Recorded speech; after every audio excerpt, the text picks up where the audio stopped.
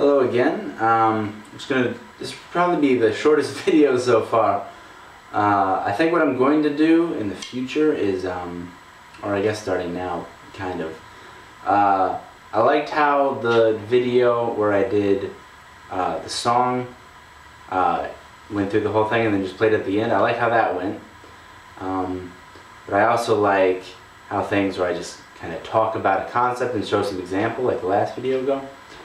So I think what I'm going to do is just alternate to get a little bit of both of that, and hopefully try to be a little bit quicker about things. These videos shouldn't be as long, I don't think, as they've been coming out, but maybe it's because I do things like this where I'm just talking and not getting to the point. Speaking of not getting to the point, I have new pants. My old pants were destroyed. Don't worry about it. So anyways, I was going to start the cycle with a song video, which would make sense since the last one was a technique video, but it's not really what happened. I came in here and I was just kind of warming up. I like to warm up just messing around with the tom, snare, and head, and this one which is on the floor that you probably can't see. I just like how they sound because it's mesh heads and muted cymbals. If I'm just improvising for myself, these things just sound cool. Not quite as cool. They're okay, actually. You can get some cool sounds out of it. But still, you know, I just like doing this thing. So, I was screwing around with that and made a cool little kind of a polymetric-ish pattern. I mean, it's just over a straight kick. I don't know if you necessarily call it a polymeter, but it's kind of a polymeter. Just working with just these two things basically. Just a very minimal thing, kind of showing really what you can do, just repeating a pattern with some slight permutations to do some cool stuff. So I'm just going to teach you that, show you that, and then that should be the entire video. So hypothetically, this should not take any time at all, but let's see. You know better than I do, because you can see how long the video is. Alright, so it's based on a 5/16 pattern.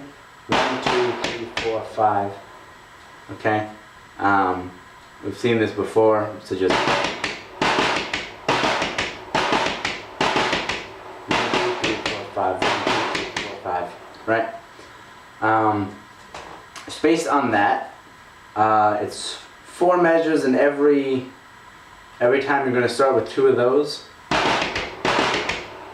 So you have the first 10/16 notes basically mapped out as that, and then at the end you're going to adjust it with a variation on the toms. The first time it's going to be a 4/16 pattern, just so like right, just 1, 2, 3, 4, and then rest, and then you're back. Okay. The next one you have just so it's 3/16. The third bar is 4, and then you have the 2 again. So, alright, those weren't in time, but that's the number of notes for each one. So when you put it all together, it's a bar of 7/8, then 13/16, then 15/16, then 13/16 again. Did I say 13/8 on accident? But all the 13s are 16s, all the 15/16, and then 7/8. So slowly putting that together.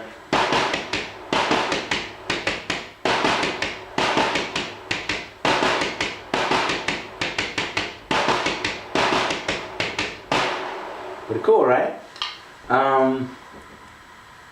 Okay, and then just have the kick running under that. And to get a good feel for that, one thing you can do is just run this and try to keep the kick going under that.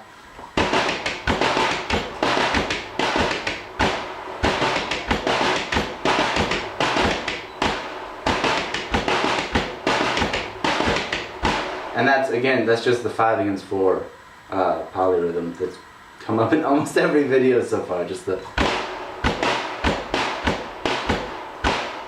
Awesome polyrhythm, awesome. So that, and so if you add it all up, the pattern comes out to 15, or not 50, no, it does not, 55, 16, which is an odd number, and we know we're working with 16th notes. So this is quarter notes. We know we have to play the entire pattern 4 times before this will match up back with the, on beat 1 basically, of the full thing, because it's an odd number. That's just how they work. The first time it's going to be on the downbeat, the next time it's on either the E or the depending on how the pattern's phrased, and then it's on the end, and then it's on the other one, the E or the every time. So that's a good shortcut if you're working with polymeters and something that's quarter note driven. That's not the speed on it. Just tap, quarter notes, tap, tap. Yeah. So all together, the thing real slow. Hopefully I don't mess up.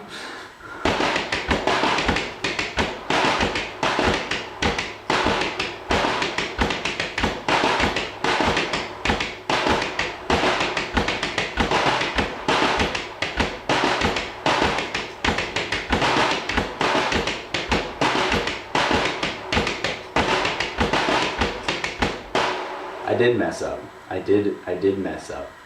But you get the idea of that. And that was a little slower than what I was really playing it as.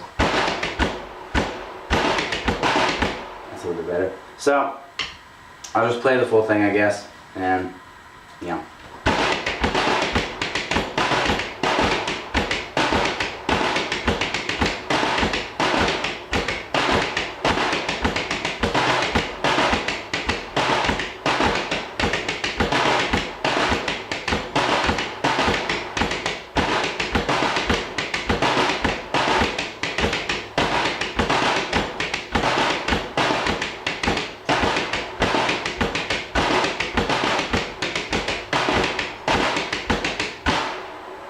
See, if you do it right, you end up lining up back on 1. If I did it right. Woo.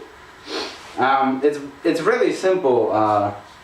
The hand part is really simple once you're familiar with it. It's just, with the variations, one thing you really got to watch is dropping notes, which I think that's what I've been doing, and that's probably what I did that time, is I dropped a note somewhere and then got off. So that's it really. It's got kind of a tribal thing going on. So you could turn the snare off to really sell that. So a different version of it also sounds kind of cool. I do like the snare, the recurring too. Just bringing that through. I don't know, it gives it a cool accenty thing. This blends a little more. You know? Either way is cool, you know. When you're doing this kind of thing, experiment. I said this is going to be a short video and I just keep saying, you know. I'm wasting more time right now because, you know. Okay, so this version of it, which is the exact same you just saw, but with a different tone in the snare drum. So this is original content, in other words.